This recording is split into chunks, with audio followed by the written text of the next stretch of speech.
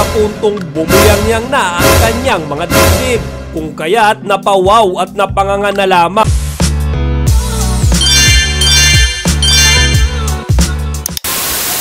Magandang araw mga kachika, Rigel po ulit ang inyong Chika Patrol.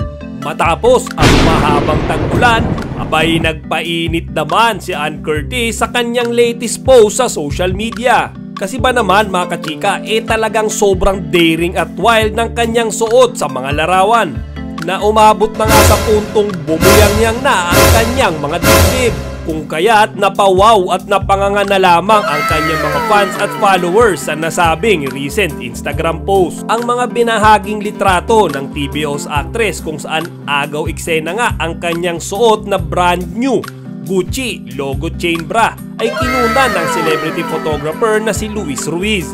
Tinernohan pa niya ang bonggang bra ng elbow-length black gloves at high-waisted na pencil skirt. Nag-research din ako tungkol sa bra na to mga kachika. Ginamit siya sa Gucci Fall-Winter 2023 campaign.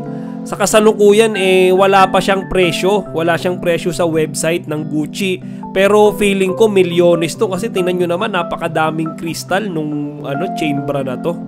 Pero ang masasabi ko lang mga kachika, talaga namang bagay na bagay kay Ann Curtis yung Gucci na bra na yun, kasi wala na akong ibang maisip na artista na pwedeng magsuot nun. Baga napakaliit lang nun, tapos si Ann Curtis pa yung nagsuot, kaya lalong lumabas yung kaseksihan ni Ann kahit alam nyo yun, mami na siya. Kaya yung mga kalalakihan dyan na kagaya ko, naku, huwag nyo masyadong tititigan yan. Baka magselos ang inyong mga girlfriend at asawa. Sadali lang. Ba't ka nagsiselos? Kung siya nanonood. Ba't ka nagsiselos? Ba't di ba't ako magaganyan-ganyan? Sabi niya ako lang. Kinapsyonan naman ni Ann ang kanyang trending post ng iconic runway piece in time for the opening of the new Gucci house in Manila. Pero in all fairness mga kachika, hindi lang mga netizens ang napamangha ni Ann, kasi pati yung kanyang mga fellow celebrities ay talaga namang todo compliment sa kanyang get up. Basahin natin mga kachika yung ibang comment ng kanyang mga kaibigang celebrities Eto, from Isabel Daza, boobs, tapos may mga fire emoji. Eto mga chika, from Miss Universe 2015 Pia Wurtzbach, girl! Tapos may mga clapping hands na emojis. Ito, ayon naman kay Miss Chi Filomeno, a goddess plus heart eyes emoji. Mga chika, mga sexy rin tong mga nagko-comment sa kanya.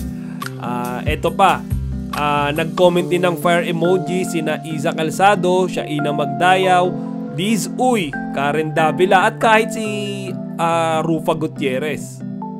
Pero bilib din ako kay Ann mga kachika. Alam niyo yun, sa kabila nung mainit na issue na kinakaharap ng kanilang programang It's Showtime, tuloy lang siya sa kanyang mga projects at mga racket. O siya mga kachika, hanggang dito na lang muna. Sana'y bisitahin nyo ang ating website na chikapatrol.net.